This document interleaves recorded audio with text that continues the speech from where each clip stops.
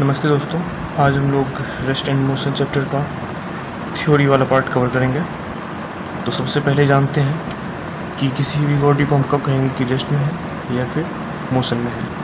क्या हम कह सकते हैं कि कोई बॉडी टाइम के साथ अपना पोजीशन चेंज नहीं करता है तो रेस्ट में है, या फिर कोई बॉडी अपना पोजीशन टाइम के साथ चेंज करता है तो वो मोशन में है।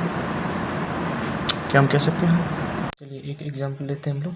मान लीजिए ये क्या है, ये एक टेबल है, ठीक है, और इस पे एक बुक रखी है, ठीक है, और यहाँ से कोई व्यक्ति ऑब्जर्व कर रहा है, इसको बुक को ऑब्जर्व कर रहा है, तो इसे क्या दिखेगा कि ये बुक रेस्ट में है, ठीक है।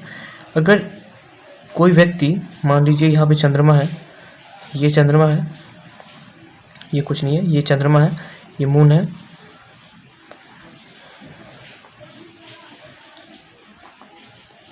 अगर यहाँ से कोई व्यक्ति इसे देख रहा होगा तो ये क्या दिखेगा, इसे मोशन में, क्योंकि हमको पता है कि क्या करता है, ये ऐसे चंद्रमा धरती को ऑर्बिट करता है, ठीक है।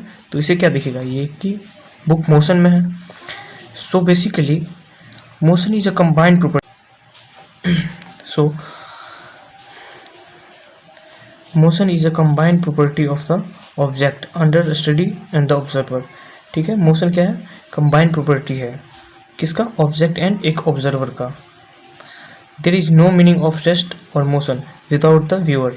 जब तक व्यूअर नहीं होगा, कोई ऑब्जर्वर नहीं होगा, व्यूअर मतलब ऑब्जर्वर, कोई जब ऑब्जर्व नहीं करेगा तो उसका कोई मतलब नहीं है रेस्ट और मोशन का, क्योंकि रेस्ट और मोशन तभी होगा जब किसी के रेस्पेक्ट में बात कर रहे होंगे। चलिए एक और एग्जाम्पल लेते हैं और समझते हैं इस बात को।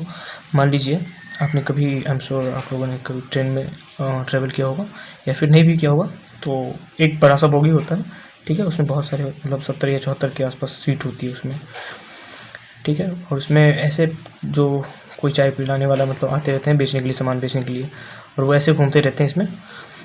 तो मान लीजिए कोई डाकू आया और उसने कहा कि हैंड्स अप डोंट मूव, इस टाइप से बोलते हैं ना, डायलॉग तो आपने सुना होगा, फिल्मों में ऐसे बोलते हैं। तो वहाँ पे जो बोल रहा है कि डोंट मूव या फिर मतलब हिलो मत, इसका मतलब क्या है, ट्रेन तो चल रही है ना, और वो रॉबर्ट कह रहा है कि मतलब अपनी जगह से मत हिलो, इसका मतलब क्या है कि आप रेस्ट में रहो। किसके रिस्पेक्ट में, उस डाकू के रिस्पेक्ट में, क्योंकि वही ऑब्जर्व कर रहा है डाकू, और डाकू कहाँ है, ट्रेन में।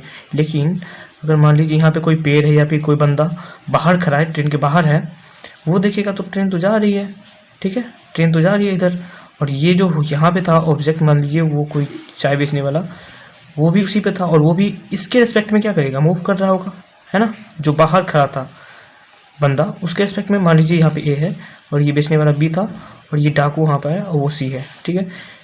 तो बी चूँकि इसी फ्रेम में है, ट्रेन में ही है, तो वो ऐसे मूव कर रहा होगा, तो ए के रिस्पेक्ट में बी मोशन में है, जबकि सी के रिस्पेक्ट में बी क्या है, रेस्ट में है। सी क्या है, डाकू है, और वो भी कहाँ है, ट्रेन में ही है। आप इस बात को समझ रहे हैं। टाइम के साथ पोजीशन का चेंज होना ये मोशन का इनकम्प्लीट डेफिनेशन है। सो आज के बाद ऐसा हम नहीं कहेंगे।